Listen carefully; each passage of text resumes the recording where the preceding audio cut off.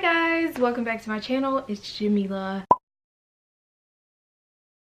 And today I am filming my November wrap up. I'll admit I really didn't read that much. It was definitely better than October, but it still wasn't a lot. If you're expecting like something super intense and like a long list of books, this ain't it, fam. Yeah, so I was kind of feeling some like foresty, like fairy type vibes, and I decided to be extra. Great, now I'm gonna keep adjusting this. So I'm going to start with the first book I read in the month of November, and that is A Princess in Theory by Alyssa Cole.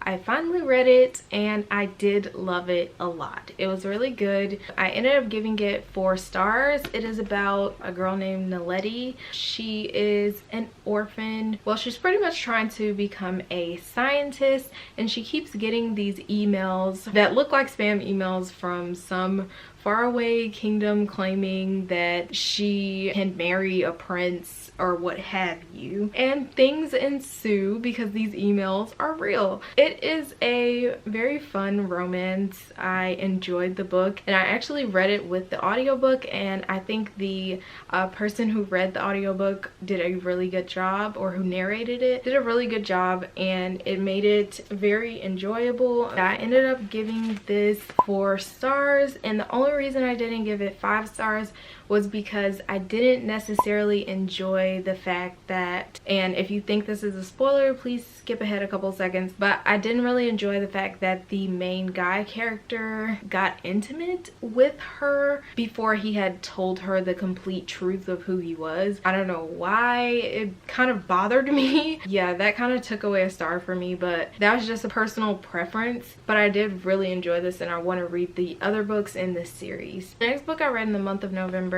was The Kiss of Deception by Mary E. Pearson.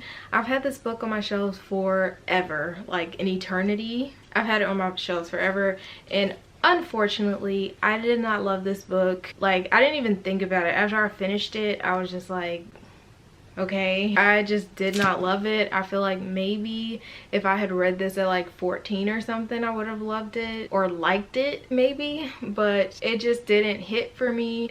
I don't know how to explain just how I didn't like the story necessarily. It didn't pull me in. The characters I didn't really care about at all, so it was just like, blah, when am I going to be done with this? I gave it 3 stars, but after thinking about it, maybe it was more of a 2.5 star based on my enjoyment of the book.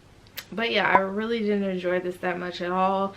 It's very forgettable for me, and I actually have the 3rd book for some reason. I think I bought it by accident, and I don't have the 2nd book. I don't think I'll be continuing this because I just don't care, and that's really not normal for me. But I just don't care that much, and I think I'm just going to take these to my used bookstore. So bye to that. And this book is about a princess named Leah, and she, I don't even know. I don't even really care or remember. She's about to be put into this arranged marriage for the sake of her kingdom, and she's not happy about it, so she runs away. And then 2 people end up coming after her. One is an assassin who is meant to kill her, and the other is the prince she was supposed to marry, and she doesn't know who is who, and I guess you're not really supposed to know who is who.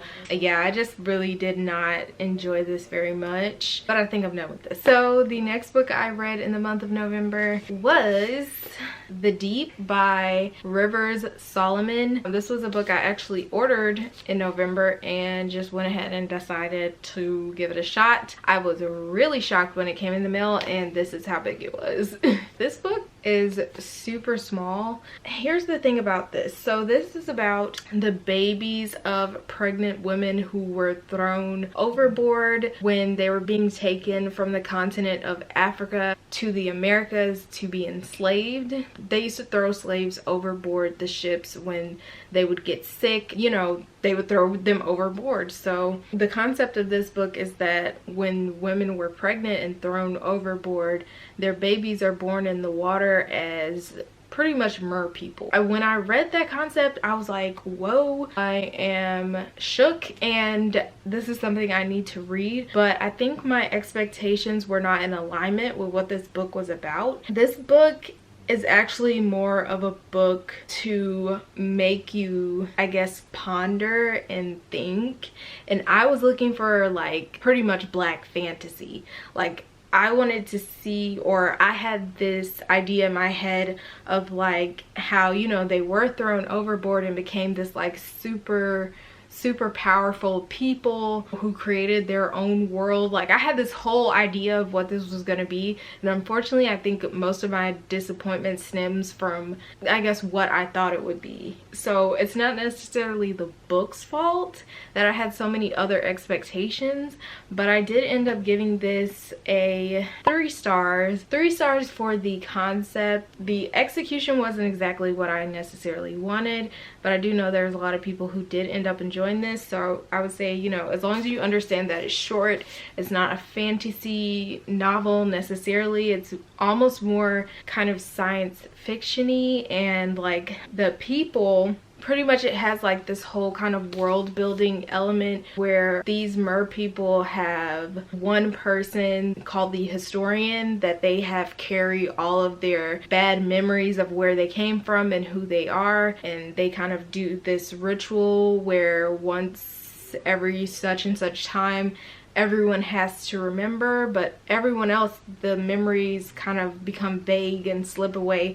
But for the historian, she remembers everything, and she's given pretty much all the memories of her ancestors. They do that so they can have history and they can survive, but they don't want the people to have to endure the pain of these memories. And the historian, the girl that is the historian, she's struggling because she feels like holding all this pain and all these memories is killing her. She doesn't want to be the historian anymore. But I do understand like the deeper themes of the book, I feel like, and just how important our history is, and just playing with the concept of, are we better off not knowing our history or knowing it, and things like that. But it just wasn't what I was expecting and didn't live up to the hype that I built in my mind, which is unfortunate. But if any of those concepts do appeal to you, I would say give it a try. It's just, if you were thinking kind of along the lines of what I was thinking it was going to be, it is not that. So if you want a book that kind of makes you think, then I'd recommend it. But if you're looking for something that's like fantasy, black mermaids type of thing, like, yeah,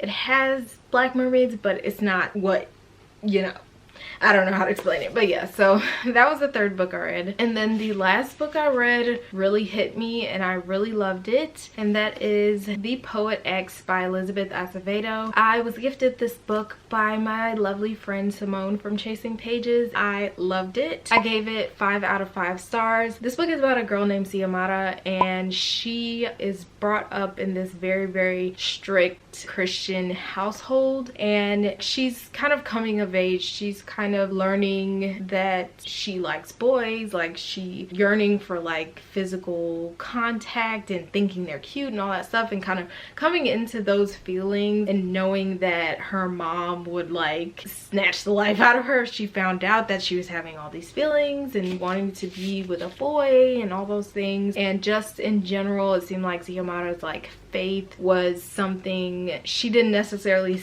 share the same beliefs as her mother, and it was just an interesting read. And I think what made me give this book 5 stars is because it is told in verse, as you can see, and I was just wondering before I read it, like, how is this gonna play out? Is it gonna really tell a complete story? And the fact that it still was able to tell a very rich and stunning story in verse was just super cool to me. And I'll admit, I actually shed a couple tears reading this book. It evoked emotion in me, and I just love that, and I kind of want to reread it, but I have so many other books to read. It was just really good, and it kind of made me think, because I am a religious person, just how I want to raise my children, you know. And definitely it's not how Xiomara's mom was, was like, she was like the iron fist, and it's just like, whoa lady, calm down. When you like push your kids like that and force them to do things, like, yeah, they're not gonna really want to do it, and they're not gonna understand it if you're just like, you have to do this and pretty much because I said so. Like, and she just didn't have that connection. But I did like kind of where it went and how it ended, and the complexity of her family and just the different things that was kind of going on behind the scenes with her and her twin. And yeah, it just really built this dynamic of what is family. When you completely disagree, how can you come together and resolve something like that? And I feel like it was done very realistically instead of done in like this happy-go-lucky way that doesn't make sense. So I really enjoyed it, and I definitely highly recommend it if you want an emotional read, because I felt like this definitely evoked a lot of emotion for me. It was literally the best book that I read this month.